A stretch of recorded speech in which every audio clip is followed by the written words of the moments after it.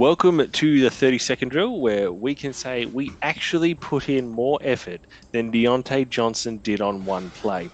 I have gained on Shane in the tipping and trail 111 to 112. And in a week where Josh Allen went full Superman, Shane struggled to smile as his Detroit Lions went down to the quality organisation of the Green Bay Packers, who I said in week 2, that's right, week 2, they had their guy. How you doing, buddy? Yeah, I'm going well, thanks. Should we revisit everything else you said post week 2 about him? Nah, No? because I'm a bigger roller coaster than Josh Allen. It comes with the name. Yeah, it's a Josh thing. It's a Josh Dobbs thing this week too. Yeah, well, that's very true. It's just a Josh thing, mate. It is. So straight into my overreaction of the week. Packers are going to make playoffs. The Buffalo Bills should sack McDermott now and enter in the Harbaugh chase before it's too late. More on that later.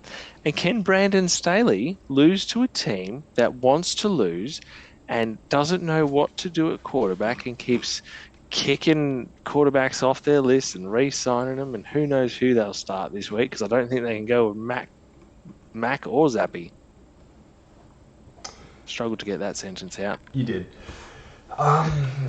I don't think the overreaction is... so what would you say second? I zoned out. I did listen. Bills should sack McDermott now before it's too late. So, yeah, I don't think that's an overreaction. He should have been gone a little while ago, and just him not trusting Allen at the end was absolutely ridiculous.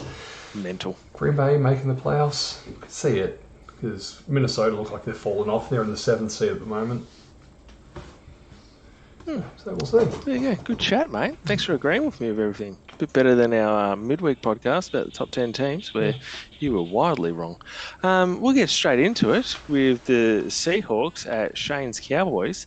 The Seahawks come into the game with a 6-5 record. The Cowboys 8-3. Some say it's an inflated record. Who knows? The Seahawks coming off a loss to the 49ers 31-13, where the Cowboys naturally beat a team like the Commanders 45-10. I'll kick this one off, mate. The Broncos seem to get better, and then the Seahawks get worse. The Cowboys should win this, which would make the Seahawks a 500 team, which is just simply a funny reference point. But coming into the game, they're not. I do expect the Cowboys to win this. They beat the Commanders, and now we'll talk about them as if they're some unstoppable force. Let's see how they finish the season. Impress me when it matters. If they finish 10-7 or 9-8, I'll be sitting here going, of course they did, while everyone else will be stunned that the Cowboys did exactly what the Cowboys do. Over to you, buddy. So if they do win this week, you still got to say they haven't beaten a team above 500? No, because they have. I said that. Yeah, I know. Just a funny reference point. No, they went into the Jets. They're currently above 500. Well, they went to the Jets game. Jets were 1-0, so they were above 500 when they beat them. So Seahawks, they are stumbling at the worst time for them. They've lost 3 of the last 4, and with the Cowboys, 49ers, and Eagles to come, they can find themselves outside the wild card place very soon. Cowboys, Dak is leading the league in touchdown passes, top 2 in QBR and pass rating, and he's having one of his most productive seasons as a passer. It's a tough 4-game stretch coming up, but I'm expecting them to start that stretch with a win this week. I've got the Cowboys. Who's number 1? For QBR, Purdy. Oh. Where do you have him on your list? Anyway, let's move on. I'm also tipping the Cowboys. Moving on to Australia's team, the Detroit Lions at Shane's Saints. The Lions are 8-3 and the Saints 5-6. The Lions coming off that 29-22 loss against the Packers, while the Saints lost 24-15 to the Falcons. You can kick this one off, buddy. Thanks, mate. 3 of my 3 teams all mine straight off the bat. It's pretty good. Lions, that was an absolute awful loss at home to the Packers. Goff had 6 turnovers in the last 2 games, and he only had 2 turnovers in the previous 9. So that's not looking too good for him. 3 lost fumbles. So if he cleans that up, I think the Lions will be fine. If not, it'll be a quick one and done in the playoffs. But I'm expecting them to bounce back this week against the would-be 12-5 Saints. The Saints, 2 losses in a row. And there's another one coming. They're about to fall even further behind the Falcons. Carr's pick 6 was inexcusable. The only reason he's playing over Winston is because he's supposed to protect the ball. So another mistake like that this week, and he may not be starting. I do think it's time for Dennis Allen to get the flick, though. I think they are some of the worst coaching staff in the league. I'm taking the Lions. Yeah, cool. In case you haven't wondered, Sorry, in case you haven't realised, I've got no idea what's happening with the timer tonight. The Lions, that was a shocking loss. Potentially cost themselves home field advantage against the 49ers in the playoff, and this is the worry for Detroit. This now, as along with every other game, is a must-win game for them. As for the Saints, can't go 12-5, so I'll give them the airtime they deserve, Shane. Moving on to the Chargers at the Patriots. Chargers sitting at 4-7 after the 20-10 loss against the Ravens. The Patriots, I'll have to call them Josh's Patriots. No, they are my Patriots. Sitting at 2-9 after what some have said one of the greatest games ever. 10-7 loss to the Giants. I'm picking the Lions, by the way, and in this game I'm picking the Chargers. Just confirm this for me, mate. Was their first time out one to avoid a defensive penalty for having too many men on the field in the opening play? It 100% was. The first play of the game, they ran out with 12 men, had to burn a timeout. Well, in Staley's defence, he's not a defensive coach. He's not an offensive coach either. He's just a terrible coach. And how do the Patriots get better if they have pick one or two? I'm taking the Chargers. So these are your two favourite teams. I love them. The Chargers are dead last in the AFC West, and they're tied second last off record in the AFC. And you can make a case for this team being the most top end talented side in the division, which is why this year has been probably the most disappointing season from any team. Patriots. I used to say it was fun to watch them get rolled. It was not even good to watch against the Giants. They're just absolutely insipid. They have a combined 13 points in their last two games. There's no improvement from Jones or Zappi. 6 games to go until this absolute disaster of a season is over. I think Bill took that kicker in the 4th round, and he was the one who's missed 2 game-winning, game-tying field goals in the first 11 games. So, great pick on that one. Taking the Chargers. And if you believe some of the rumour mills, Bill will be at the Chargers next year. So it'll be nice for the Chargers to see what they could have, which I still think is an upgrade on Staley. Moving on to the Cardinals at the Steelers. The Cardinals sitting at 2-10 after a 37-14 loss against the Rams. The Steelers 7-4 after a win over the Bengals 16-10. You can kick this off. With my Steelers? Or? No, he's just your Kenny Pickett. My Kenny. It's my Kenny. Where am I? To Cardinals. Alright, I can't see them moving on from Kyler after this season, and I think that could cause a few problems in the final 5 games of the season. Marvin Harrison Jr. would be their number 1 target at the draft this season. Give Kyler some help, see if you can live up to that contract. Steelers, the offense looked much better, but they only scored 16 points, so it depends which way you want to look at it. They at least moved the ball through the air and on the ground. Pickett wasn't amazing, but he protected the ball, and with this defense, if you limit turnovers, you can beat anybody. I'm taking the Steelers in this one. That's fair enough, mate. I agree with all of that about the Cardinals. They're sort of interesting just with Kyler there. I do hope that they get him weapons. As for the Rams, they just keep getting better, I think. And so I'm giving them a pass on that game. I'm excited for this game. It will be interesting, I think, because Kyler Murray's got the speed to run away from TJ Watt for 4 quarters. As for the Steelers, can Kenny Pickett play 400 yards on offense and a whopping 16 points? Steelers fans rejoicing that 16 points were scored. Good for them. I'm picking the Cardinals to be a turd. So, moving on, nice and quickly, to the Colts at the Titans. The Colts sitting 6-5 after a 27-20 win over the Bucks, and the Titans sitting at 4-7 with a 17-10 win over the Panthers. As for the Colts, this side with this record is why we were so high on Richardson. It's Steichen. That guy can coach. That's pretty much all I got for the Colts, to be honest, because I don't really pay too much attention with Gardner Minshew. As for the Titans, I think they're still looking to find their identity with Levis at quarterback now. Henry being the kingmaker helped, but 0 points in the second half is pretty concerning. Maybe their coach was kind of looking over at New England's roster and going, damn, I'm going to have to cut so many people. I'm taking the Colts in this one. With the Colts, in the AFC, there are 6 teams with either records of 7-4, 6-6, or 6-5. So the Colts are still right in contention for the playoffs. Titans, Bengals, Steelers, Falcons, Raiders, and Texans to go. So the Colts will be at a significant quarterback disadvantage for pretty much all of those games. But yeah, this could be a team that gets hot in the last 2 weeks. Titans, they did enough to win, and they somewhat re-established the run game, and I think they'll keep building on that this week. Good to see Henry get back into the end zone. I'm taking the Titans. Moving straight on to the Broncos at the Texans. The Broncos now sitting at 6-5, as are the Texans.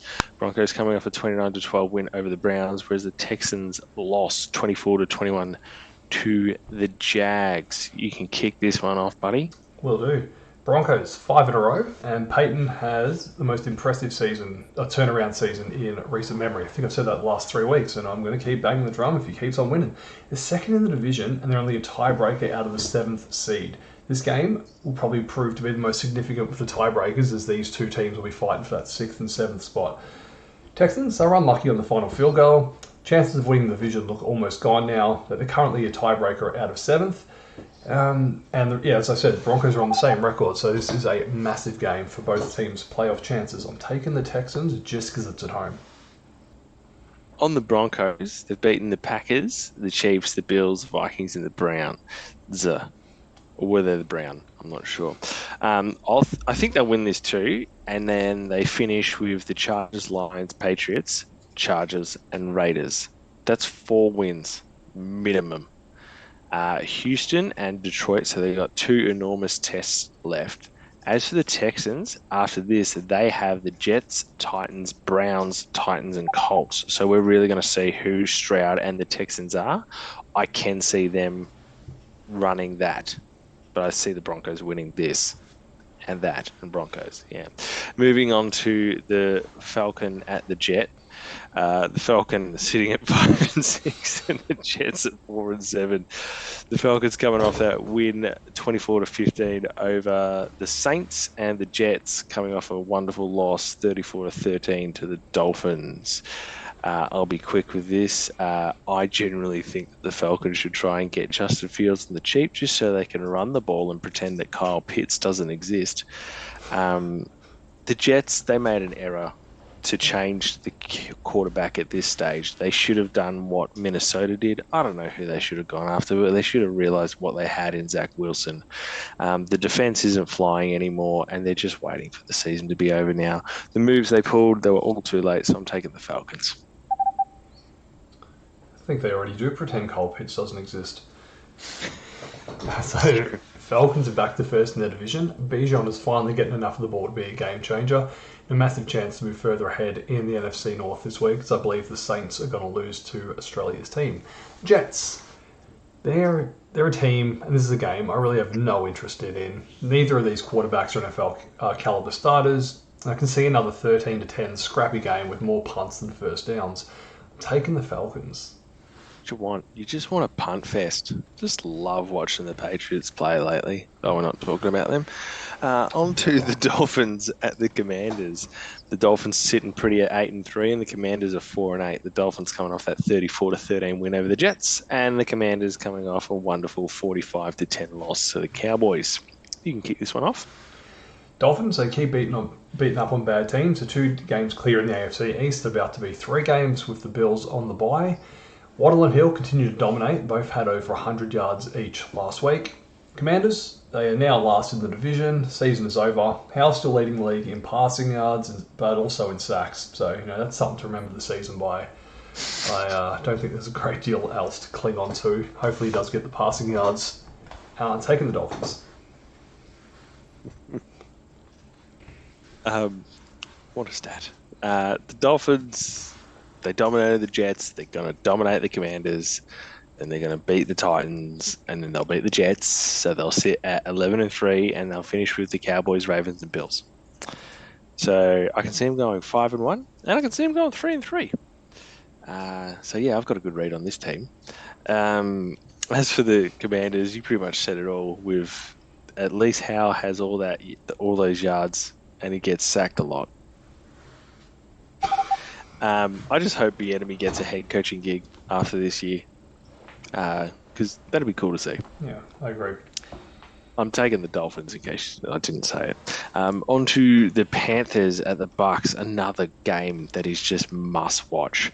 The Panthers are 1-10, the Bucks 4-7. The Panthers coming off a 17-10 loss to the Titans, which apparently that was the nail in the coffin for Frank Reich, and he's been sacked. The Buccaneers coming off a 27-20 loss to the Colts.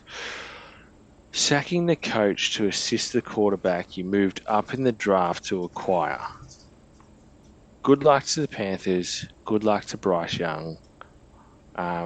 This could be one of those new coach wins. It wouldn't surprise me, but the Panthers are a shocking organisation. The Bucks should win this to keep pressure on the Falcons in what has to be the worst division again. But yeah, I'm not interested. This is another one of those games, like, cool. I'm picking the Bucks. Yeah, that David Tepper, the owner of the Panthers, is That's his just name. seems like an absolute just impulsive moron. He's fired. Apparently, it came out that Frank Reich and his team wanted Stroud, but he came out in his presser today saying that he wanted Stroud. So that's always fun that he's signed his fired coaches to an NDA, so they can't speak about it if they want their payout. So good move. So Just yeah. throws his quarterback under the Yeah, bus. we wanted Stroud. Good on you, mate. We never wanted you. No top coaching candidates will want anything to do with this job, as he's fired two coaches. He fired a coach last year, fired a coach this year, so he's not giving anyone any time. Bucks, that was a bad loss against the Colts. The game was there to be won, but there's still only a win behind the division leaders. So Baker's the best QB in this game, so I expect them to win. And yeah, that's all I got. Taking the Bucks. Baker, the best quarterback in that division. Yeah, probably. Him or Carr. No, it's not Carr. Okay, it's one of them. It's definitely not Ritter or Young. It's definitely one of those two, yeah. Not Ritter or Young or Heineke or... On to a good game. 49ers at the Eagles. The 49ers are sitting at 8-3 and the Eagles 9-1. The 49ers thumped the Seahawks 31-13 and the Eagles took it to overtime and beat the Bills 37-34. You can kick this one off. Thank you. This is the game I'm looking forward to the most. Short, just followed behind the Texans and Broncos, was it? Anyway, Broncos, yeah. On to this game. 49ers. This game means a lot more to the 49ers than it does to the Eagles. The offense is healthy, and with 3 extra days rest, I'm taking the 49ers. I don't think they can afford to drop this if they want the number 1 seed. The Eagles, they took an unbelievable 59-yard field goal in the rain to force the game to overtime, but that's what they do. They find a way to win. So, with less rest and a physical overtime game in the rain, I think they're going to start slow, and the 49ers are not a team you want to give an early lead to. But I'm going to say the Hurts is the most clutch quarterback in the league right now, so if they keep it close, they're going to win. I was going to say, you probably wouldn't want to give the Chiefs a lead either, but they did it to them. So, as for the 49ers, this is the game we've all wanted to see. How good is Brock Purdy? Is he just the guy that everyone forgets to talk about despite he has a number 1 quarterback rating and everyone still somehow thinks the guy at number 2 is better? Brock Purdy and the Avengers coming up against the best team in the NFL. Can Brock do what I believe he does best? And that's just simply execute and get wow. It's not talking. It's simply execute what needs to be done. As for Jalen Hurts and the Eagles, they just win. That's what they do. I don't expect it to change in this game. They can beat you with their defense. They can beat you through the air. They can beat you with their running game. And Jalen can do it all himself. I'm taking the Eagles in this one. Moving on to the Browns at the Rams. The Browns sitting at 7-4 after a loss to the Broncos, 29-12. And Myles Garrett picking up a injury, but could still play. The Rams 5-6 after beating the Cardinals 37-14. How far can the best defense go? That's a genuine question that I've got. The loss to the Broncos really hurts. Lose this one and you strike him out. I reckon if Garrett plays, they win. That was a big win for the Rams. They've got something. They're in this strange rebuild and they could use something pretty much everywhere. But McVay's an offensive genius, and I reckon that, yeah, they're a red hot chance for playoffs. Helps that they're in the NFC. But I am taking the Browns. Asking how far the best defense can go, it's as most teams do. It just depends on the quarterback. If you can put up 21 points a game, they're probably going to win most games, but I don't think they can. I'm not sure if DRT will start this, otherwise it's back to PJ Walker. And it's a real shame how hard injuries have hit this offense with Chubb out and Watson, but I don't like that guy.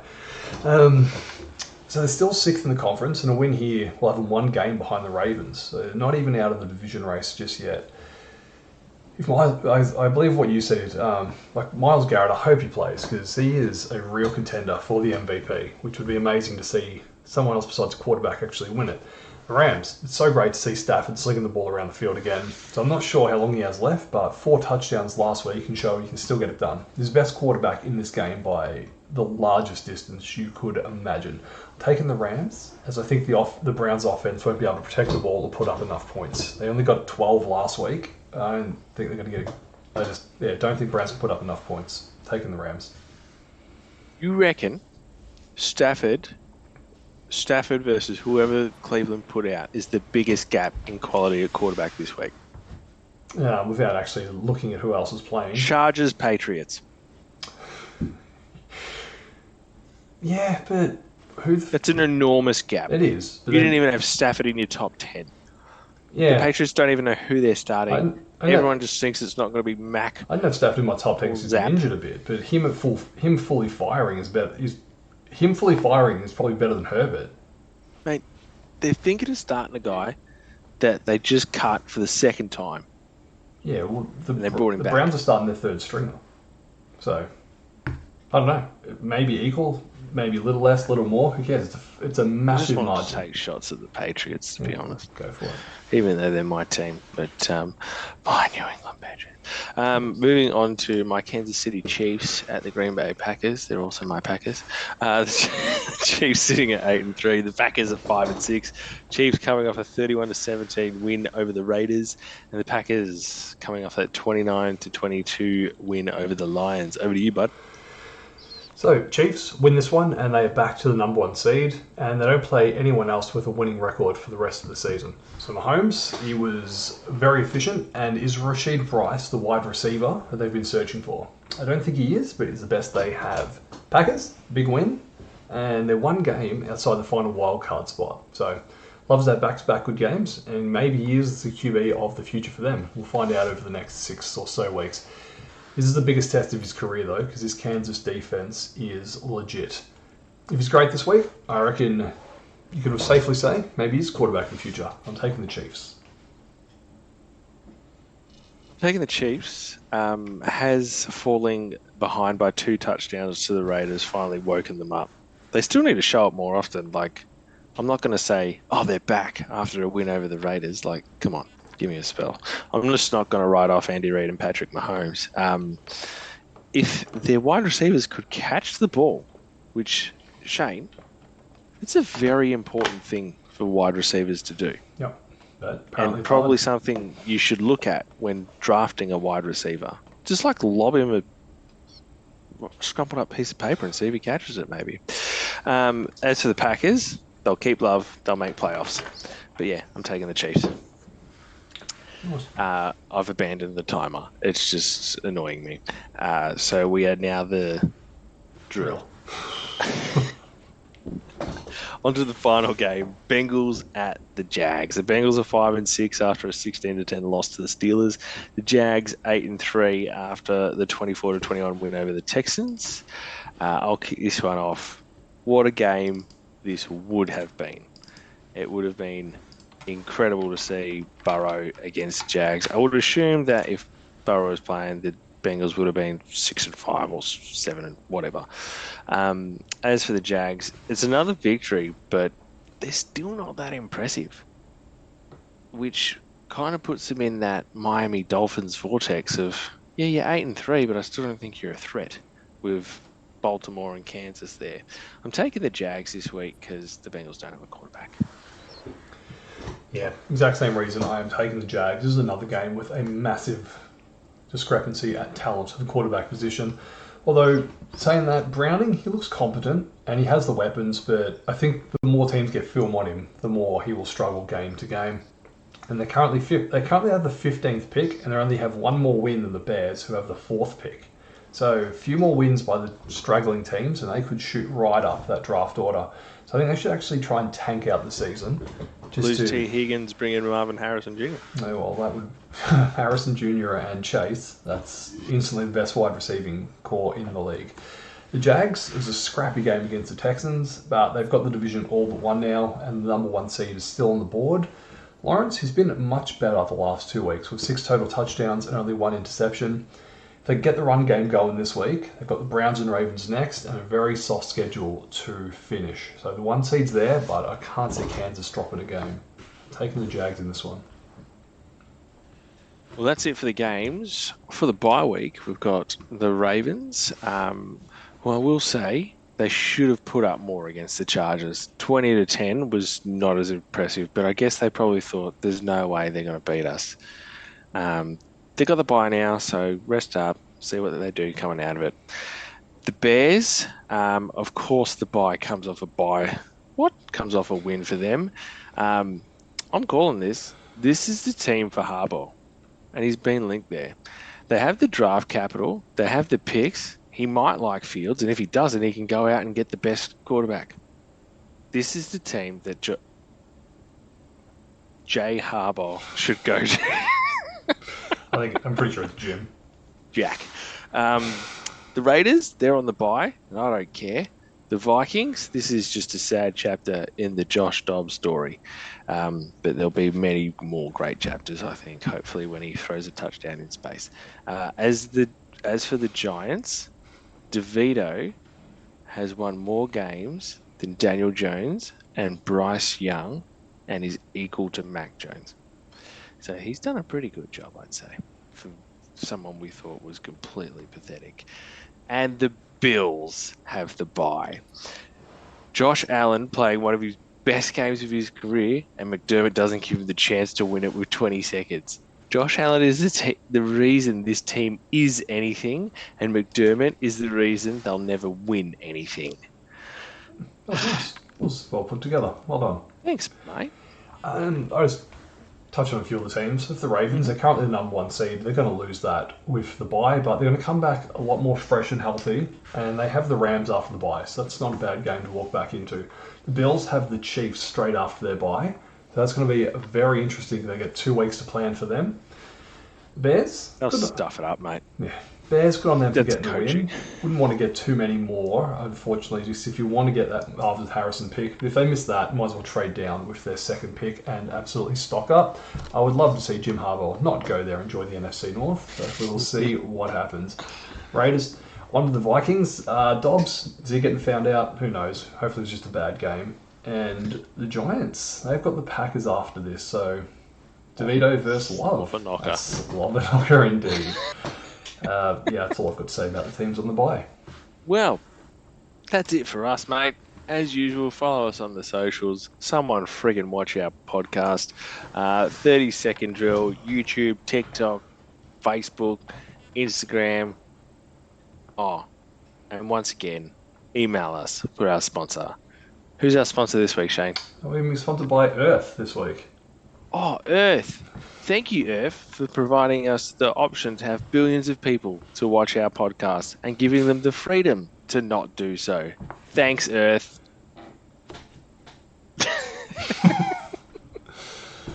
Well done. Thanks, mate.